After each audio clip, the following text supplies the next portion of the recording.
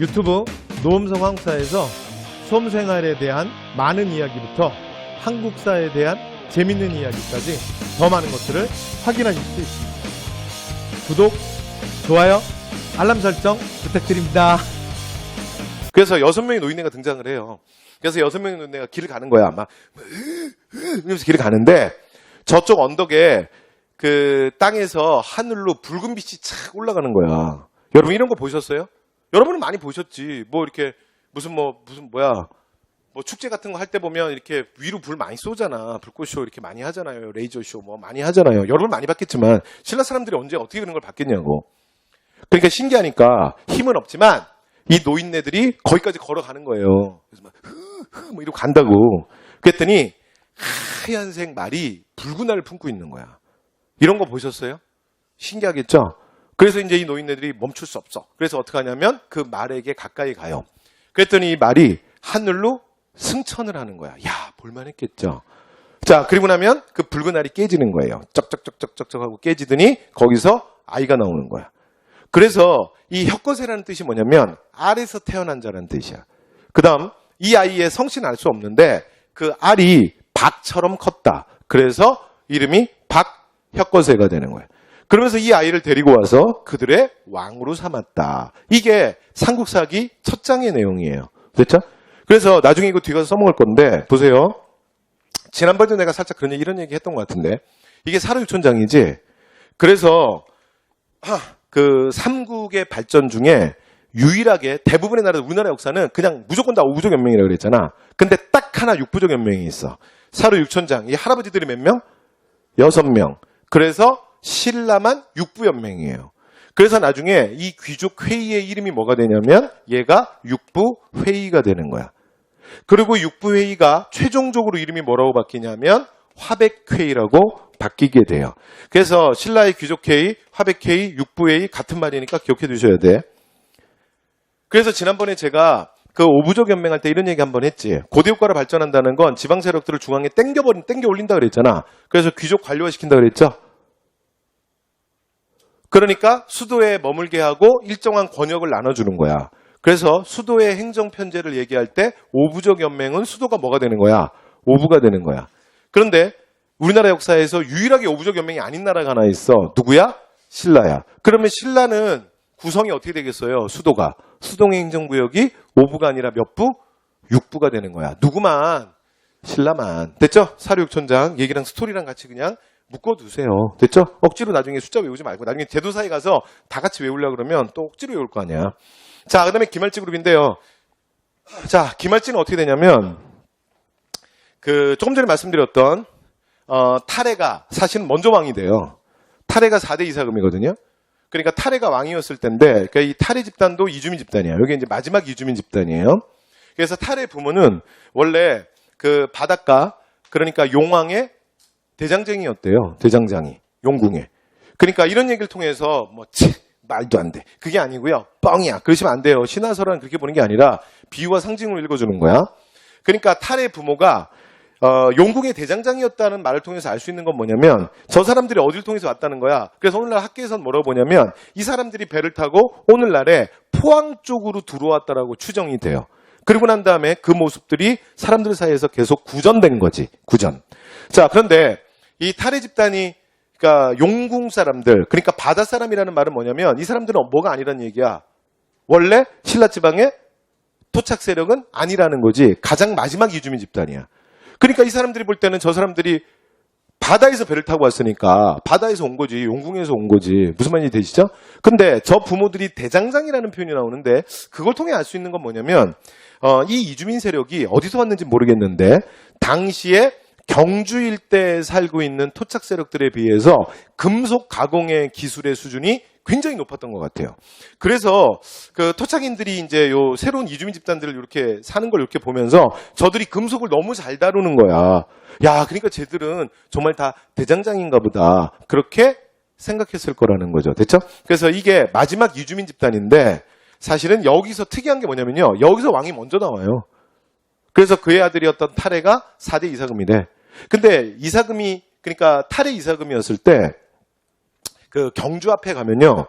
큰 숲이 있어. 그런데 그 숲에서 이 알이 어떻게 발견되냐면요. 그 숲에서 닭 소리가 엄청 나는 거야. 엄청 크게.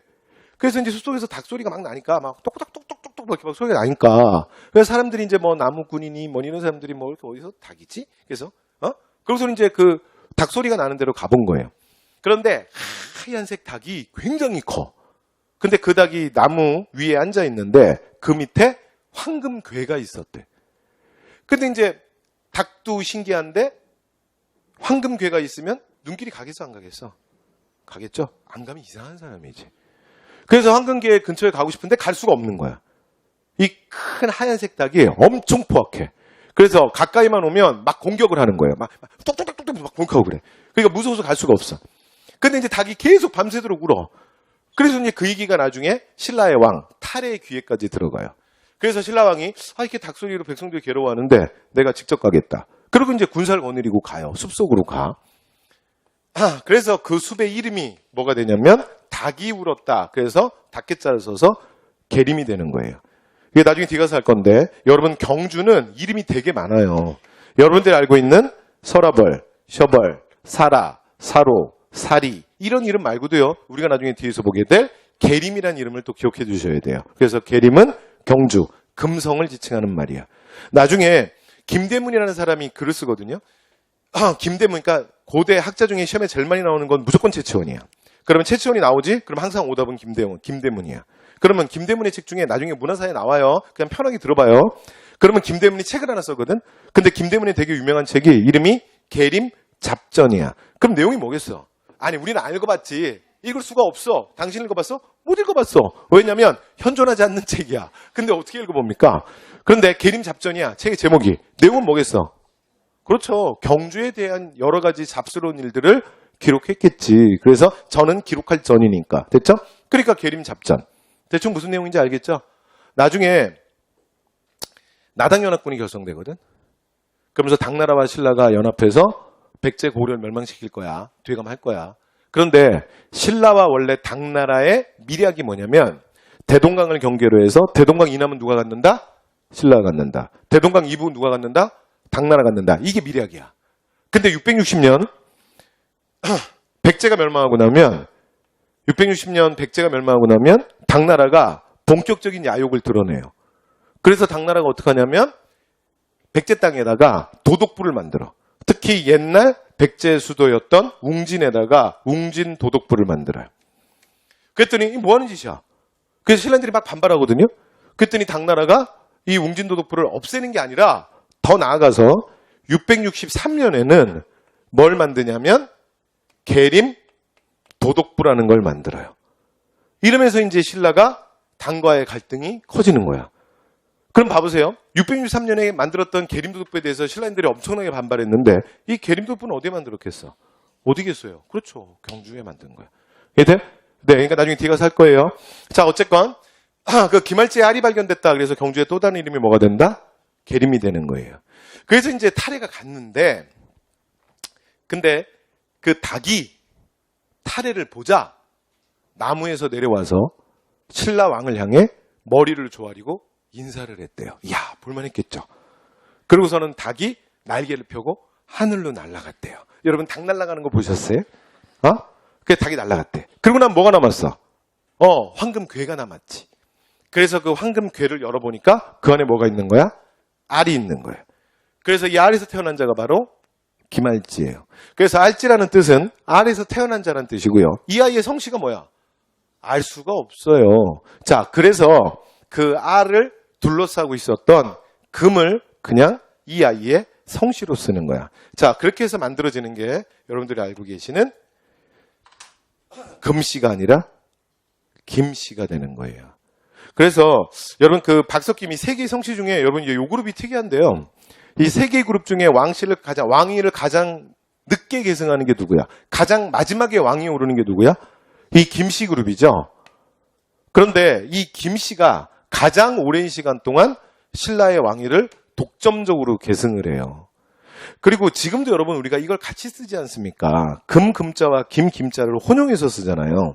그래서 이 이름을 통해서 알 수 있는 게 뭐냐면 신라의 여러 토착 세력들 중에 가장 경제력이 우월했던 그룹이었던 것 같아요. 그래서 이들은 비록 왕위에 가장 늦게 오르지만 천년신라의 왕위를 가장 오랜 시간 동안 독점적으로 계승을 해요. 그래서 우리가 여러분 이런 말 하잖아요. 조금 전에도 얘기했지만 조선을 무슨 왕조라 그러죠? 이시왕조. 고려는 왕시왕조. 고구려는 무슨 왕조라 그런다고? 고시왕조. 백제는 좀 전에 했는데 주의사항. 고시라 그러면 안 돼. 삐. 자, 백제는 뭐라고요? 무슨 왕조? 부여시. 기억나? 그러면 질문. 신라는 무슨 왕조야? 하면 박역거세. 박씨. 그러면 틀리는 거예요. 됐죠? 신라는 박역거세가 만들었지만 박씨왕조라고 안 해. 뭐라고 말해? 김씨왕조라고 말하는 거야. 왜요? 왜 그러냐면 천년의 신라 동안 대부분의 시간을 김씨가 왕위를 독점적으로 세습을 해요. 그러니까 박씨왕이랑 석씨왕이요. 실제로 몇 명이 안 돼요. 그래서 보세요. 뭐 시험에 나올 얘기는 아닌데 이 왕족은 무조건 숫자가 많을 수밖에 없어. 그렇지 않겠어? 왜냐하면 왕 한 명이 후궁을 막 몇 명씩 거느리는데 이게 자손이 많을 수밖에 없잖아. 맞지? 그래서 우리나라에서 성씨가 뭐가 제일 많어? 무조건 김씨가 제일 많은 거야. 그렇잖아요. 그래서 길 가다가 함부로 김씨 그러면 안 돼요. 굉장히 많은 사람들이 돌아봐. 그죠? 그래서 한국 사람 대부분 김씨잖아. 그 다음에 뭐가 많아? 그 다음에 이씨지. 왜? 이씨가 마지막 왕조니까. 맞죠? 그러면 특이한 건 누가 별로 없어. 왕씨가 많은 게 정상인 거지. 그치? 근데 왕씨가 별로 없죠. 여러분 한국 사회에서 왕씨가 희귀성이지. 그건 뭐 의미하냐면 누군가가 왕씨를 의도적으로 500년간 엄청 죽인 거야. 그래서 왕씨는 원래 많아야 정상인 거예요. 됐죠? 그냥 왕씨만 예외적으로 적죠. 됐죠? 그래서 이렇게 해서 잠깐 자 박석김 말씀드렸고요.